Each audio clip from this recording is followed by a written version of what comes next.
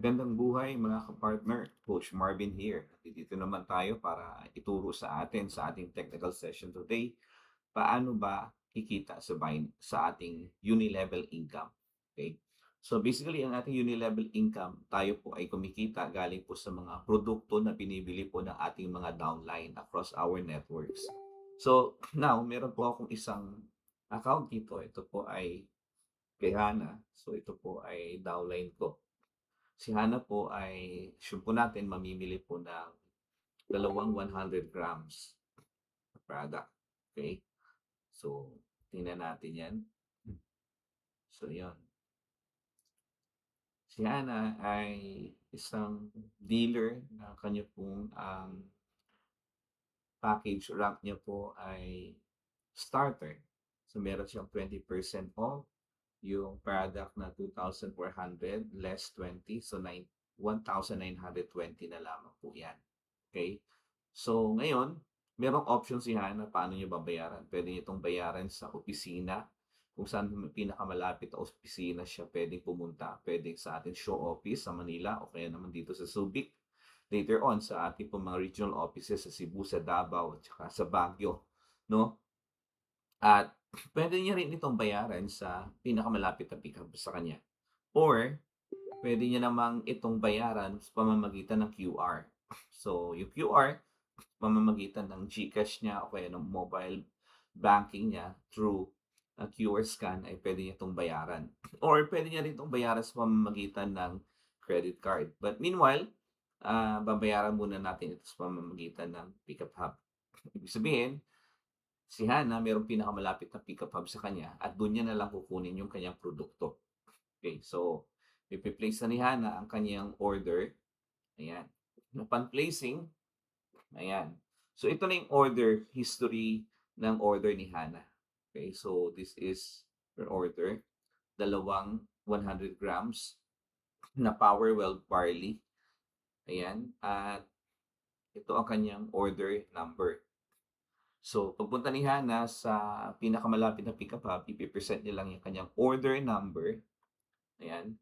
At babayaran niya yung kanyang order kasama po nung service fee no, ng kanya pong binili at i-release sa kanya yung produkto at i-activate na po yung kanyang binili. At pag-activate po niyan, yung income galing po doon sa Unilevel, papalo na po yun doon sa upline ni Hana. Automatic. Okay? So, titingnan po natin kung ano po yung mangyayari. Okay? Check natin. Now, pupunta ni Hana sa kanyang pinakamalapit na pickup hub. I-present niya po yung kanyang code. At yung code naman ay input doon sa dashboard po ng ah, panel po ng pickup hub. Okay? Hahanapin niya po ito. At ayun po, nakita niya yung may order nga si Hana. Okay? So, makikita mo dyan na si Pickup Hub ay meron pa siyang available na stocks na 26 na 100 grams. So, dalawa lang naman yung order ni Hana. So, meron pa siyang ample amount of or stocks sa kanya pong Pickup Hub. Okay, now babayaran ni Hana to, i-release sa kanya yung product and pupulfill ito ng Pickup Hub. Okay. So, upon fulfillment ng Pickup Hub, ayan na. Okay, na-fulfill na siya. And then, pupunta na tayo ngayon doon sa account ni Hana. Okay, let's check it out. So, eto na siya, yung order ni Hana. Okay. So, sa kanyang history ng kanyang order, ito siya. Ibig sabihin, paid na, bayad na. Ito yung in-order niya kanina. Okay, na binayaran niya. Dalawang 100 grams na barley. Already been paid and fulfilled. Ayan. So, ngayon, titingnan naman natin yung account ng upline ni Hana para makita natin kung pumasok ba yung kanyang Unilevel. So, si Hana ay direct downline ko. So, ako yung kanyang immediate upline. So, titingnan natin sa dashboard ko na yung binili ni Hana. So, ang oras ngayon ay 2:31. So, makikita natin yan, pumalo yung Unilevel income. Ayan. So, andito na ako sa aking portal ngayon, aking dashboard.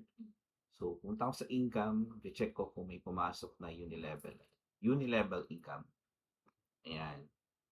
So, nung around 2:30 ng afternoon today ay may binili si Hana at may pumasok sa akin bilang apply niya na ₱10 mula doon sa pinerchase ni Hana. So, ibig sabihin yung level mo mas malapad yung network mo, mas marami kang direct, so mas malaki po yung potential ng iyong unilevel income. So, ganyan po, automated po yung pagpasok ng ating unilevel income. Kaya this is very exciting. Kaya So yan po, that's all for our unilevel income. So kaya po hataw na, sabog. So magandang umaga po sa inyong lahat.